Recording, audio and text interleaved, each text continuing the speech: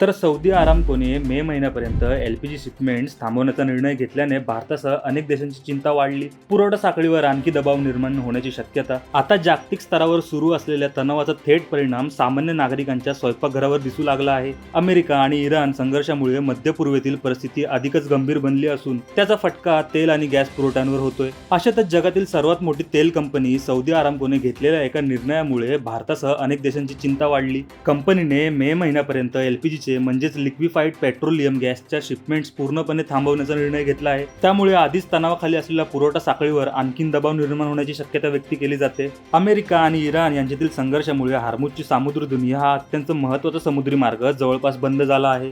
जगातील मोठ्या प्रमाणातील तेल आणि गॅस वाहतूक याच मार्गातून होते. यामुळे या मार्गावर निर्माण झालेल्या अडथळ्याचा परिणाम जागतिक ऊर्जा बाजारावर झाला आहे. तर पाकिस्तानाच्या मध्यस्थीने दोन्ही देशांमध्ये चर्चेचे प्रयत्न झाले, मात्र त्यातून कोणताही तोडगा निघाला नाही. परिणामी मध्य पूर्वेतून होणारा तेल आणि गॅसचा पुरवठा विस्कळीत झाला.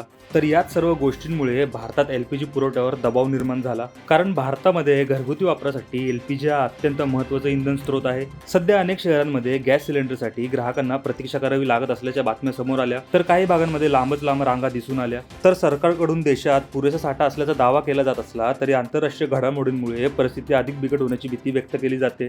तर सौदी आरामकोच्या जुआयमा एलपीजी केंद्राचं फेब्रुवारीच्या अखेरीस मोठं नुकसान झालं होतं. पोर्टचे स्ट्रक्चर कोसळल्याने या केंद्राला मोठा फटका बसला आणि यानंतर येथून होणारा एलपीजी निर्यात पुरवठा थांबवण्यात आला. तर मिळालेल्या सूत्रांच्या माहितीनुसार या केंद्रातील दुरुस्ती आणि देखभालीचं काम अद्याप पूर्ण झालेलं नाही आणि याचमुळे मे महिन्यापर्यंत शिपमेंट सुरू होण्याची शक्यता कमी असल्याचं सांगितलं जात आहे. आता याचा जागतिक बाजारावर मोठा परिणाम होणार, कारण जुआयमा सुविधा केंद्रातून जागतिक एलपीजी निर्यातापैकी सुमारे 3.5% पुरवठा केला जातो. यामुळे या केंद्रातील अडचणीचा परिणाम जागतिक बाजारावर होणार हे नक्की.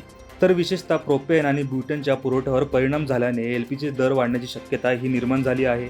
या सर्व गोष्टी लक्षात घेता सामान्य नागरिकांवर आता ह्याचा थेट परिणाम दिसून येणार आहे, कारण भारतात एलपीजीचा वापर मोठ्या प्रमाणावर स्वयंपाकासाठी केला जातो. यामुळे पुरवठा कमी झाला किंवा त्याचे दर वाढले तर त्याचा थेट परिणाम सामान्य कुटुंबाच्या खर्चावर नक्कीच होऊ शकतो. जागतिक तणाव, बंद पडलेला समुद्री मार्ग आणि आरामकोचा निर्णय या सगळ्या घडामोडींमुळे पुढील काही आठवडे भारतासाठी आव्हानात्मक ठरू शकतात.